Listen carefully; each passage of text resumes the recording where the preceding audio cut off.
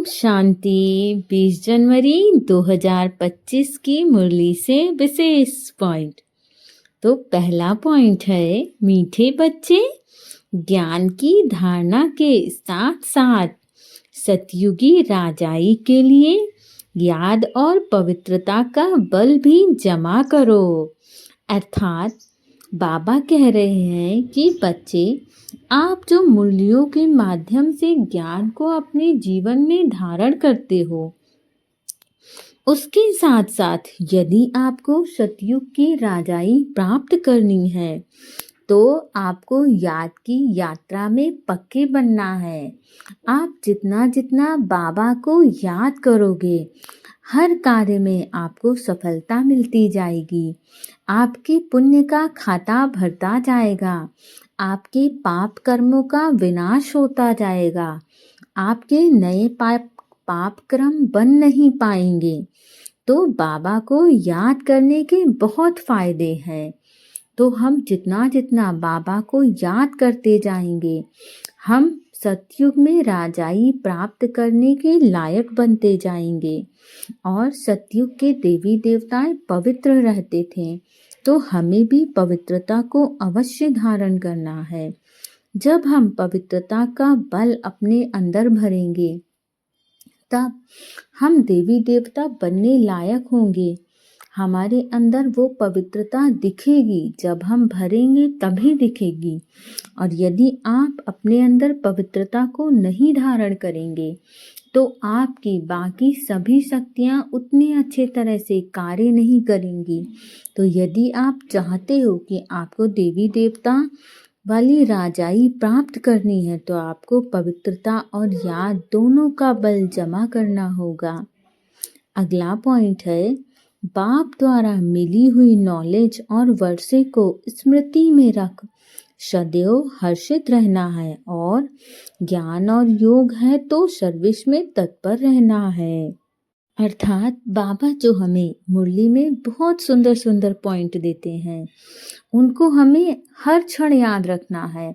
जब हम उन्हें हर क्षण याद रखेंगे, तभी हम अपने जीवन में आने वाली परीक्षा का सामना कर सकते हैं। और उस परीक्षा में हम पास भी तभी हो पाएंगे जब हमें बाबा की मुरली से पॉइंट्स याद रहेंगी कि हमें किसी भी समस्या का सामना कैसे करना है। वो हमें बाबा अपनी मुरली में बताते रहते हैं। तो हमें बाबा के पॉइंट्स को और वर्षे को हमेशा याद रखना है और सदैव हर्षित मुख रखना है। क्योंकि कभी कभी हम क्या होता है, डल हो जाते हैं। हमें लगता है कोई प्राप्ति तो हो नहीं रही, या हम किसी चीज़ को प्राप्त करना चाह रहे होते हैं और वो प्राप्ति नहीं हो रही होती है, तो हमारा बाबा से कहीं ना कहीं बल डगमगाने लगता है।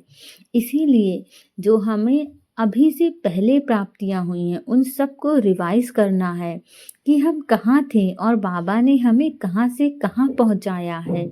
जब हम उनको याद करते हैं तो हम फिर से हर्षित मुख बनते हैं। हमारा फिर से विश्वास हो जाता है कि अभी शायद मेरे कार्य का समय निश्चित नहीं है, इसीलिए देर हो रहा है।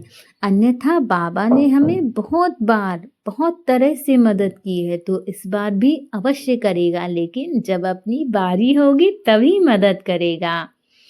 हो सकता है अभी आपकी बारी ना हो, तो हमें हमेशा खुश रहना है और ज्ञान और योग में हमेशा आगे बढ़ते जाना है। अपनी सर्विस को खूब अच्छे से करना है, क्योंकि बाबा हमें कभी भी मना नहीं करता है किसी कार्य के लिए। तो जब हमारी बारी है बाबा को कुछ कर दिखाने की, तो हमें भी अवश्य करना है।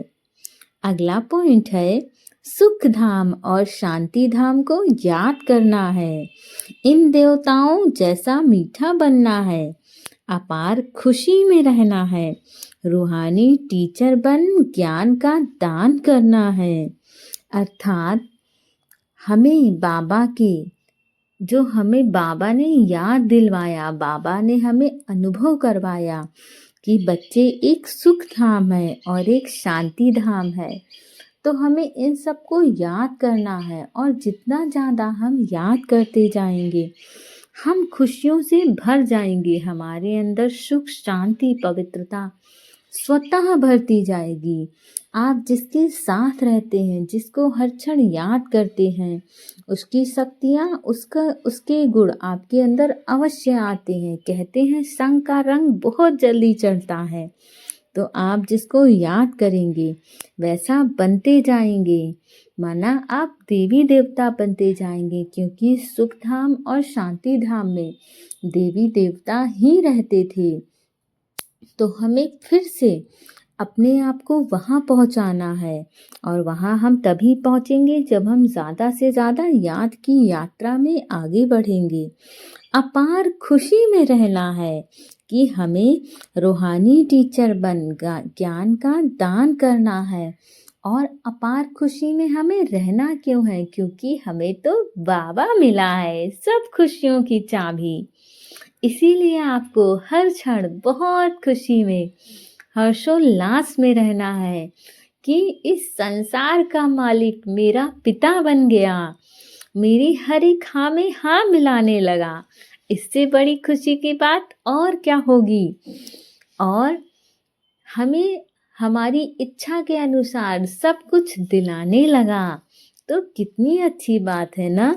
तो हमें खुश तो अवश्य होना चाहिए, और रूहानी टीचर बनकर ज्ञान का हमें दान देना है। हर आत्माओं को बाबा का परिचय अवश्य देना है, किसी भी रूप में बाबा का ज्ञान उसे ज़रूर दिलाना है, ज़रूर याद दिलाना है। अगला पॉइंट है, देह संबंध और वैभव के बंधन से स्वतंत्र, बाप समान कर्मातीत भव।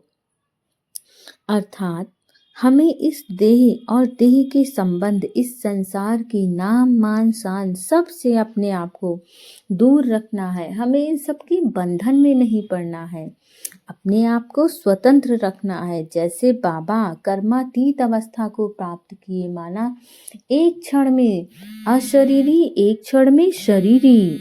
अगला पॉइंट है, स्नेह और सहयोग के साथ शक्ति रूप बनो तो राजधानी में नंबर 1 आगे मिल जाएगा। अर्थात हमें सबके साथ स्नेह की भावना रखनी है, सबको प्रेम से मिलना है, सबके साथ प्रेम व्यवहार रखना है, और हर आत्मा को हमें सहयोग करना है। सामने वाली आत्मा कैसे भी हो, लेकिन हमें सबके साथ परोपकार की भावना रखनी है। जब हम यही शक्ति रूप बनते हैं तो हम राजधानी में नंबर 1 आगे जाएंगे। हमें देवी देवता की राजाई प्राप्त होगी, और वो तो प्राप्त होगी, लेकिन हमारा ये जीवन भी बहुत सुंदर बनेगा। वैसे भी प्रकृति का यही नियम है, आप जो देते हो वो आपको मिलता है, आप जो दोगे वो आपको अवश्य मिलेगा। तो यदि आप किसी की मदद करते हैं तो आपको भी जब सबसे ज़्यादा आवश्यकता होगी तो आपकी मदद अवश्य होगी। ओम शांति।